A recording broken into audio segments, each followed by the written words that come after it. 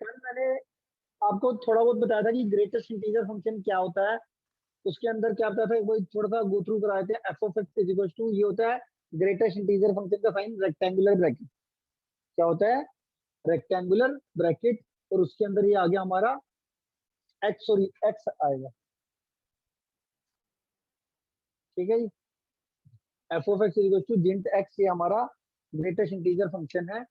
और इसके बाद मैंने आपको इसमें क्या बताया था कि अगर किसी भी जेंट के अंदर अगर कोई इंटीजर का ग्रेटेस्ट इंटीजर फंक्शन निकालना है तो क्या आता था? इंटीजर ही। 2 का ग्रेटेस्ट 3, 4 का ग्रेटेस्ट इंटीजर 4, पता है आपको। और अगर किसी दो इंटीजर के बीच का नंबर ले लेते हैं, मान लो 2.5 ले लिया, तो हमने क्या करना है, इसको नंबर लाइन पे प्लॉट करना है। नंबर लाइन पे क्या करना है? प्लॉट करोगे तो 2.5 किसके बीच में आएगा? 2 और 3 के। तो आपने इसमें लेफ्ट पे जाना है, जो पहला इंटीजर आएगा वो इसका आंसर होगा। क्लियर है भाई? इतना ठीक है? देखो क्या है, तो ग्रेटेस्ट इंटीजर फंक्शन का जो आपने ग्राफ देखना है उसमें देखो क्या है। अगर मैं एक्स की, देखो आप ग्राफ कैसे बनाते हो? सॉल्यूशंस निकालते हो ना। सॉल्यूशन कैसे? एक्स की वैल्यू यहाँ पे अगर मैं 0 पुट करूंगा तो क्या आंसर आएगा? वाई की वैल्यू क्या आएगी? 0, पता है ना आपको। 0 का ग्रेटेस्ट इंटीजर फंक्शन कितना आता है? 0। 0.1 पुट करूंगा तो वाई की वैल्यू 0 आएगी। 0.1 का ग्रेटेस्ट इंटीजर फंक्शन क्या होता है? 0। 0.2 पुट करूंगा एक्स की वैल्यू तो 0। एक्स की वैल्यू 0.3 पुट करूंगा तो 0। 0 1 से पहले, 1 और 0 के बीच में कोई भी नंबर, 0 और 0 से बड़ा या और 1 से छोटा कोई भी नंबर अगर मैं पुट करता हूँ एक्स की वैल्यू, तो वाई की वैल्यू हमेशा 0 मिलेगी। ये बात आपको समझ में आ रही है कि नहीं आ रही है? तो इसका आ मतलब है रही है। 0,0, तो इसका मतलब है एक्स की कोई भी वैल्यू पुट करूंगा, वाई की वैल्यू 0 आ रही है, तो मतलब ये सारे सोल्यूशन हो गए। सिर्फ ये 1 को ओपन डाल दो। ओपन का मतलब 1 इंक्लूडेड नहीं है इस डार्क लाइन में। क्या आपको बात समझ में आ रही है? मतलब 0 पे 0, 0.1 पे 0, 0.2 पे 0, मतलब 0,0 आ जाएगा, 0.1,0 आ जाएगा, 0.2,0 आ जाएगा, 0.3, 0.4,0, 0.5,0। समझ में आ रहा है? तो ये सारे पॉइंट सोल्यूशन हो गए। अब 1 से पहले जितने भी था वो ये सोल्यूशन आ गई, ये डार्क लाइन आ गई, ज्वाइन कर दिया सारे पॉइंटों को हमने। अब आते हैं 1 और 1 से ऊपर बट 2 से कम। अब मैं एक्स की वैल्यू क्या पुट करूंगा? 1 और 1 से ज्यादा बट 2 से कम। तो देखो 1 पुट करूंगा यहाँ पे तो क्या आएगा? वाई की वैल्यू 1। 1.1 पुट करूंगा तो भी 1, 1.2 पुट करूंगा तो भी 1। तो अब वाई की वैल्यू 1 आ रही है, तो 1 पुट करूंगा तो वाई की वैल्यू आ गई 1, तो 1,1। ऐसी में ये सारी की सारी ये डार्क लाइन होती रहेगी। मतलब 1.1 पे भी 1 ही मिलेगा, 1.2 पे भी 1 मिलेगा, 1.3 पे भी 1 मिलेगा। हर एक पे वैल्यू 1 ही मिलेगी यहाँ यहाँ पे। और ये 2 तक मैं करूंगा बट 2 पे ओपन सर्कल पाती है, ये मतलब 2 इंक्लूडिंग ये डार्क लाइन। ये देख लो, ये डार्क सर्कल ध्यान से देखना, ये डार्क सर्कल यहाँ पे पाना है और 1 तक छोड़ देना। ठीक है, यहाँ पे 1 से ये पा दिया। अब मान लो मैं 2 और 2 से ज्यादा वैल्यू पुट करता हूँ एक्स की, बट 3 से, तो अब 2 या 2 से ज्यादा वैल्यू पुट करूंगा, 2 पुट करूंगा तो वाई की वैल्यू कितनी आएगी? 2। ठीक है, तो ये 2,2 आ जाएगा। और 2 से अब ज्यादा वैल्यू एक्स की पुट करूं और 3 से कम, तो वैल्यू 2 ही आने वाली है। तो मतलब ये पूरी 2 ही आएगी, पूरी की पूरी लाइन। पर 3 पे ओपन आ जाएगी। क्या कहते हो? आपको मेरी बात समझ में आ पा रही है पूरी तरीके से? हाँ जी सर। अब ऐसे चलता जाएगा ये, अगर ये देखोगे तो चलता जाएगा ऐसे ही। ये 3 और 3 से ज्यादा पे शुरू करोगे तो ये 3 पे डार्क सर्कल और 4 पे ओपन, ऐसे ही ये चलता जाएगा।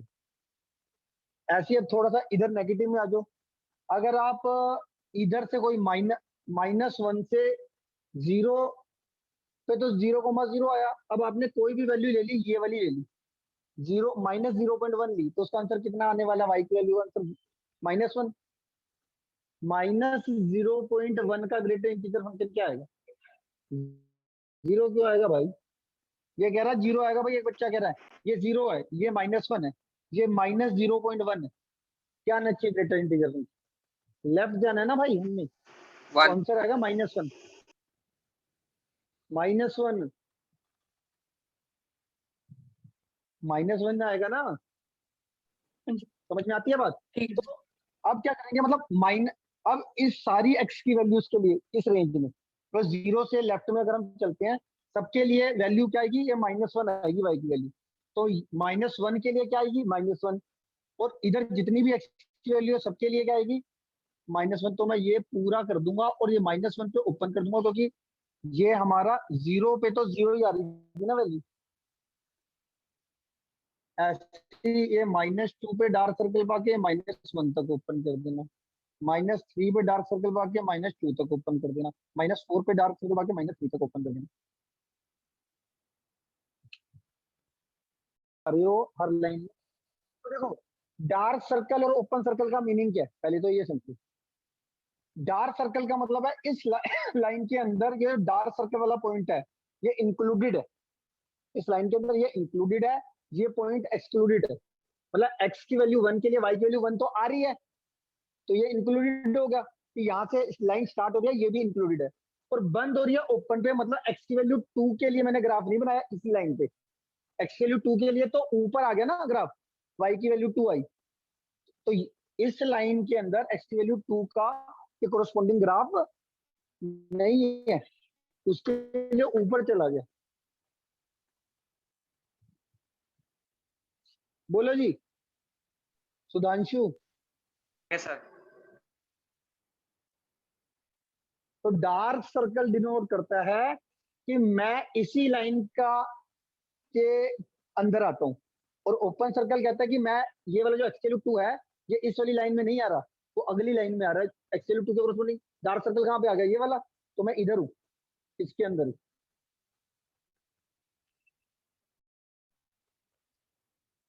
तो डोमेन इसकी आएगी रियल नंबर, क्योंकि इसके एक तो डिनोमिनेटर में कांस्टेंट है, दूसरी बात आप एक्स की वैल्यू कोई भी पुट कर रहे हो, सारी एक्स की वैल्यू के लिए वाई की वैल्यू मिल रही है, तो ये आ जाएगा set of real number.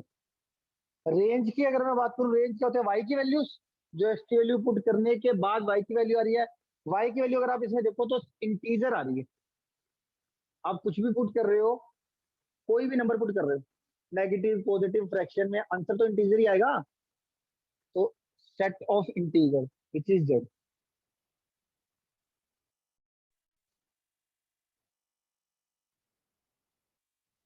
Signum function is defined as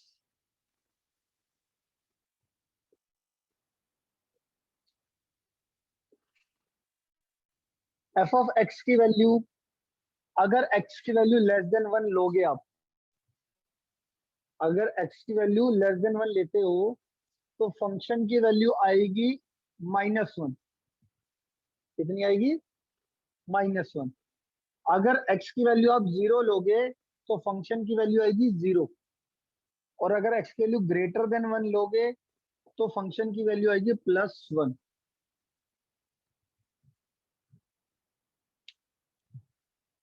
क्या कहते हैं, ठीक है, इतनी बात क्लियर हुआ ना।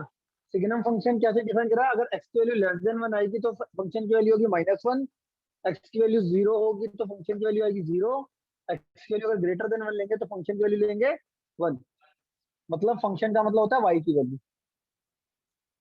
तो ये तो हो गया हमारा फंक्शन डिफाइंड कैसे हुआ, ठीक है जी। अब मैं चलता हूँ आगे इसके ग्राफ के ऊपर, ठीक है। इन्होंने बोला अगर x की वैल्यू 0 लोगे तो y की वैल्यू कितनी आ जाएगी 0,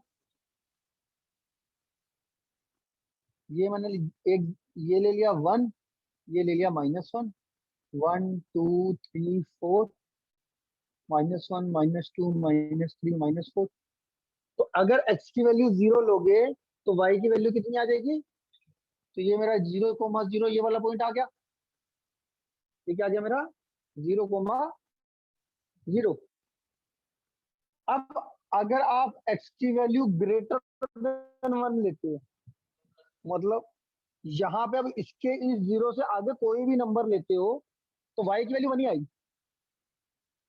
x की वैल्यू ग्रेटर देन उस ओहो, यहाँ पे लेस देन जीरो आएगा, यहाँ पे ग्रेटर देन। ये ठीक कर लो जरा, यहाँ पे 1 लिख दिया था मैंने गलती से, यहाँ पर जीरो आएगा। मैंने बोला अगर आपकी value x less than zero लोगे तो वैल्यू आएगी y की वैल्यू -1, x की वैल्यू जीरो लोगे तो y की वैल्यू जीरो, x की वैल्यू ग्रेटर देन जीरो लोगे तो y की वैल्यू +1। मैंने ये बोला, ठीक कर लिया इसको दोनों को। अब मैं आपको बोल रहा हूँ x की वैल्यू जीरो पे y की वैल्यू कितनी आई, ये 0,0 कर दिया डार्क। अब मैं कह रहा हूँ x की वैल्यू अगर आप ग्रेटर देन जीरो लेते हो, मतलब अब यहाँ पे x की वैल्यू कुछ भी लोगे और फंक्शन के अंदर पुट करते हो तो अंत y की वैल्यू क्या आएगी, +1। मतलब 0.1 अगर मैं पुट कर रहा हूँ, 0.1 के कोरस्पॉन्डिंग y की वैल्यू क्या निकली, +1, क्योंकि 0.1 क्या है, ग्रेटर देन जीरो है। 0.2 पुट करूंगा तो y की वैल्यू +1, क्योंकि वो भी इसके अंदर आता है। 0.3, 0.4, 1, 2, 3, 4, 1.5, 1.6, कुछ भी पुट करता हूँ x की वैल्यू ग्रेटर देन जीरो तो y की वैल्यू +1। तो अब इसको डार्क, इसको करते कैसे हैं, 1 पे पाया ओपन, क्योंकि 1 इस पे इंक्लूडेड नहीं है, x के लिए जीरो के लिए तो y के लिए जीरो यहाँ पर आ गई, और इसके आगे पूरा डार्क कर दो कि भाई इन सारे नंबरों के लिए y की वैल्यू 1 आती है। ठीक हो गया, ये हो गया y की वैल्यू +1। अब अगर मैं x लेस देन जीरो लूं इन सब के लिए, y की वैल्यू कितनी आ रही है, -1, तो -1 पे ओपन पाके इस तरफ डार्क पा दो, ये आ गया मेरा सिग्नम फंक्शन।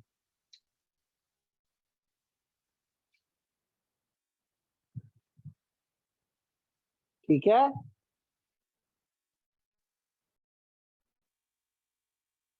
भाई क्लियर होगी एक एक चीज, इसमें कोई बात नहीं समझ में आई पूछ लो। अब अब आते हैं जी डोमेन और रेंज पे।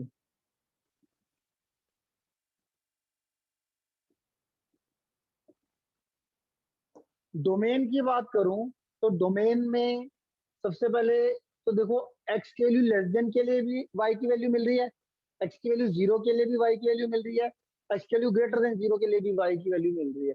मतलब अगर इन तीनों को कंबाइन करूँ तो रियल नंबर ही बना रहे हैं, रियल नंबर पे मतलब वाई की वैल्यूज आ रही है, कोई ऐसी तो वैल्यू नहीं है जिसके लिए वाई की वैल्यू नहीं आ रही, तो हम लिख देंगे set of real number.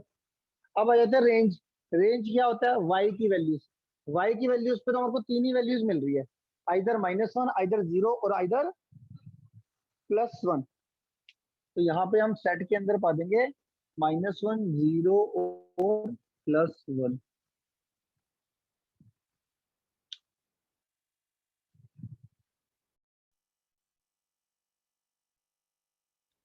2.3 exercise में कहता है which of the following relation are function, give reason if it is a function, और determine its domain and range also.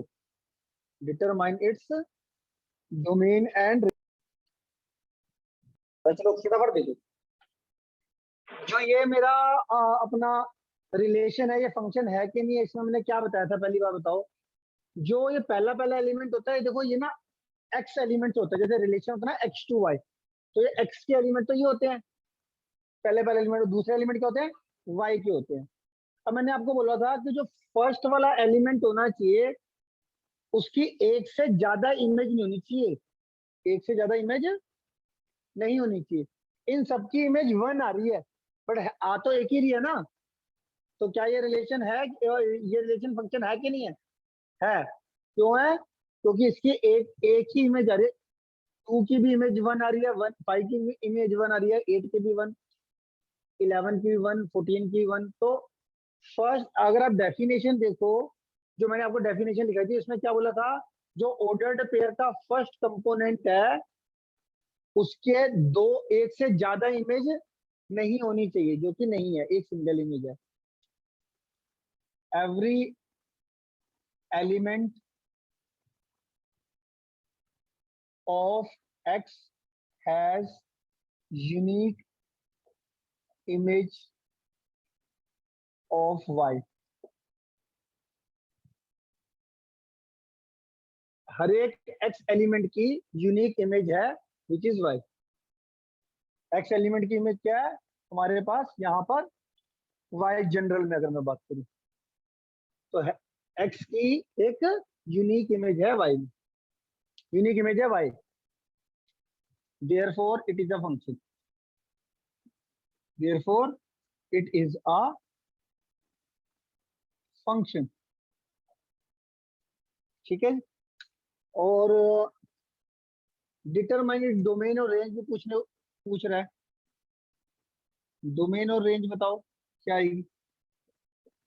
Domain क्या आएगी इसका 8 2 5 8 11 14 17 17. और रेंज क्या आएगी इसकी 1. 1. ठीक है. बाकी दो पार्ट ट्राई करो और रीजॉइन करो.